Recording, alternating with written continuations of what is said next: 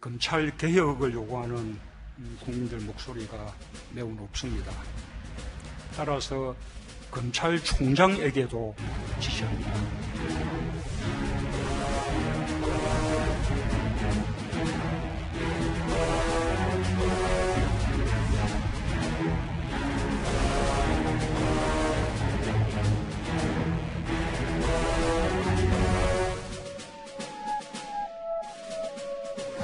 저가 사색이 되어서 상태였기 때문에 건강을 배려해달라고 부탁을 드렸던 뿐입니다. 그 이상도 그 이하도 아닙니다.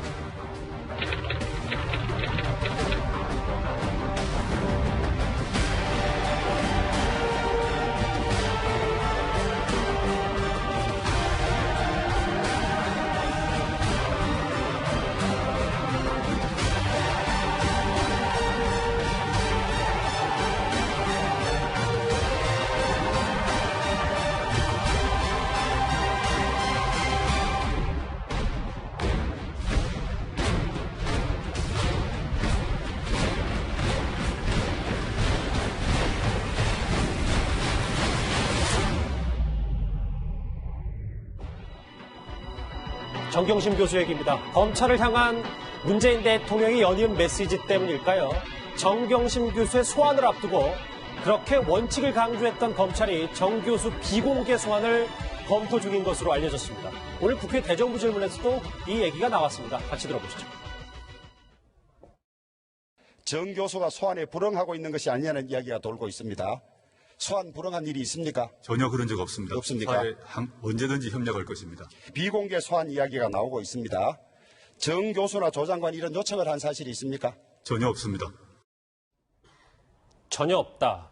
비공개 소환이라 하면 취재진 질문도 안 받고 포토라인에 서지도 않는 거잖아요. 이현정 의원. 네. 정말 여기 있는 것처럼 대통령 압박 때문에 검찰이 조금 한 발 물러선 겁니까? 일단 공개 소환은 어떤 면에서 보면 검찰이 기자단들한테 자 오늘 몇 시에 피의자가 소환된다. 이걸 알려주는 겁니다. 그리고 이제 서울중앙지검 앞에 저렇게 노란 테이프로 이제 포토라인이 형성되는 거예요. 그러니까 수백 명의 기자들이 이제 대기하고 있으면서 거기서 취재를 하는 것이죠.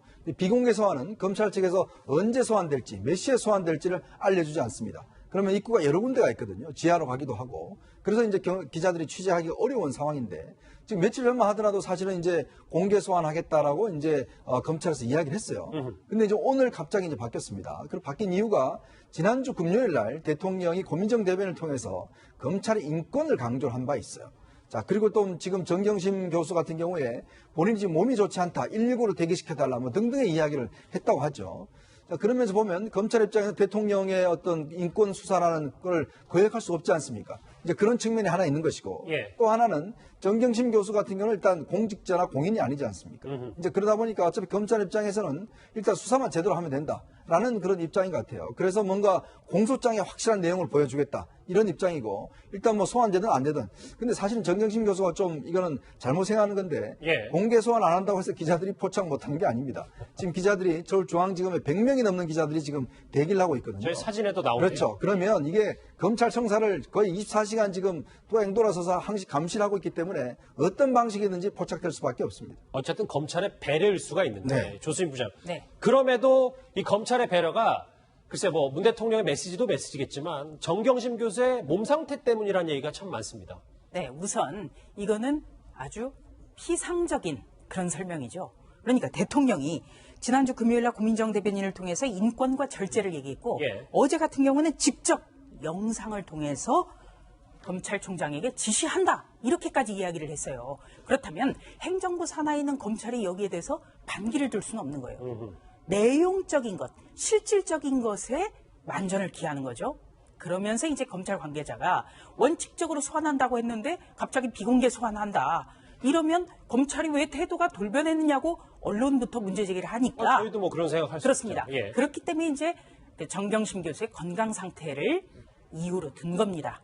그러면서 응급차도 대기시켜놨다. 이런 표현을 썼거든요. 응급차 대기 이런 일이 없어요. 어떻게 보면 정경심 교수가 특권을 요구하고 있다. 이렇게도 풀이가 되는 대목이거든요.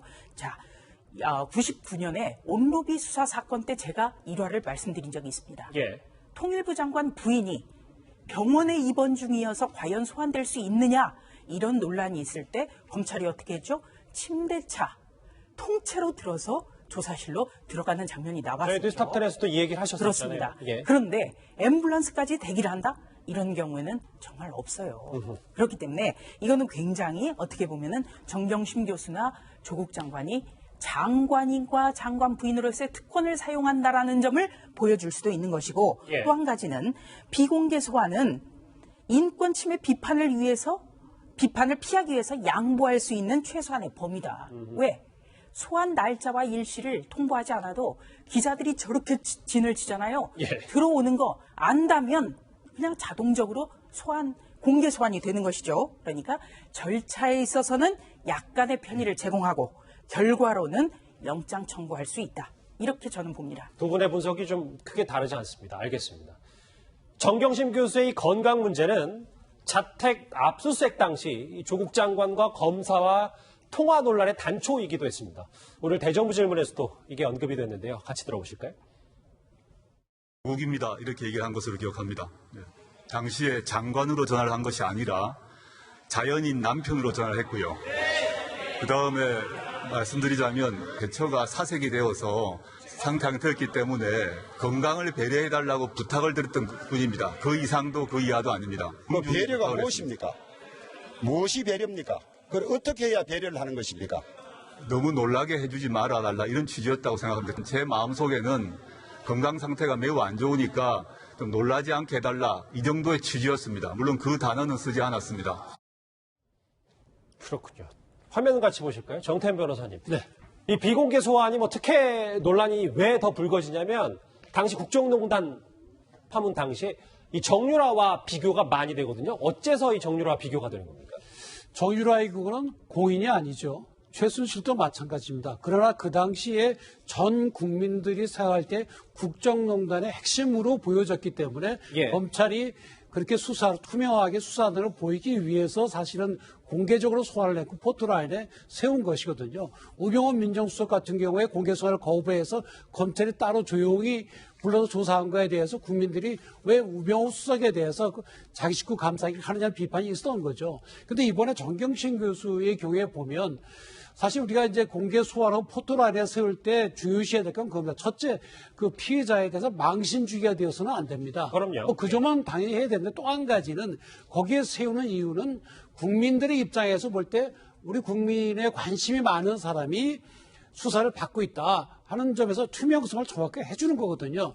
그런데 정경심 교수의 경우에 본인은 공인이 아니지만 얼마나 나라가 지금 시끄럽습니까? 실제 조국 장관이 했는지 정경심 교수 단독으로 했는지 모르겠지만 여러 가지 의혹이 나오고 있지 않습니까? 그렇다고 하는 국민들 관심이 큰데 그런 경우에 그렇게 그 뒷문으로 또는 몰래 들어가서 수사를 받도록 하는 것이 국민들이 볼 때 과연 공정 수사가 되고 있다고 볼 수 있을지 굉장히 그 의문인 거죠. 특히 이제 대통령께서 이제 며칠 전에 뭐 인권을 존중하면서 절제된 수사라 이렇게 말씀을 하셨는데 물론 그 원론적인 말씀은 맞습니다만은 만약에 그런 말씀에 따라서 검찰이 위축되어서 했다고 한다면 굉장히 이건 위험한 겁니다. 왜 그런가 하면 검찰은 중사법기관이거든요. 예. 그래서 법무부 장관도 그렇고 대통령도 그렇고 수사 지시 못하는 겁니다. 그 점에서 앞으로도 검찰이 독립성을 지키고 수사를 해 나가야 될 걸로 보입니다. 정유라만 예전 과거 사례를 드는 게 아니라 이상득 전 의원이라든지 장혜식 변호사님, 태광그룹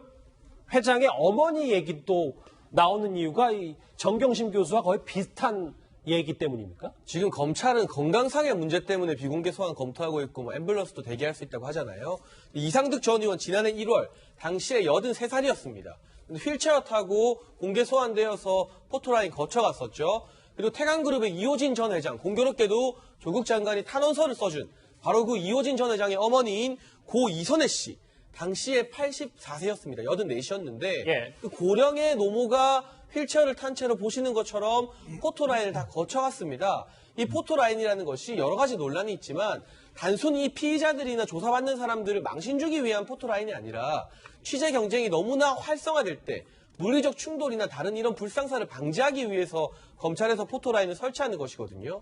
저렇게 고령의 이상득 전 의원이나 고 이선혜 씨 같은 경우가 휠체어를 타면서도 소환조사 포토라인을 거쳐갔는데 상대적으로 훨씬 젊고 그리고 아직까지 태어난 것으로 알려진 뭐 휠체어 탄다 이런 말 전혀 들려오지 않죠. 정경심 교수를 배려해서 건강 때문에 비공개 조사를 한다, 포토라인도 세우지 않는다. 물론 이것이 조사의 엄밀성과는 별개의 부분이지만 검찰이 과도한 특혜를 제공하고 있는 것은 아닌가?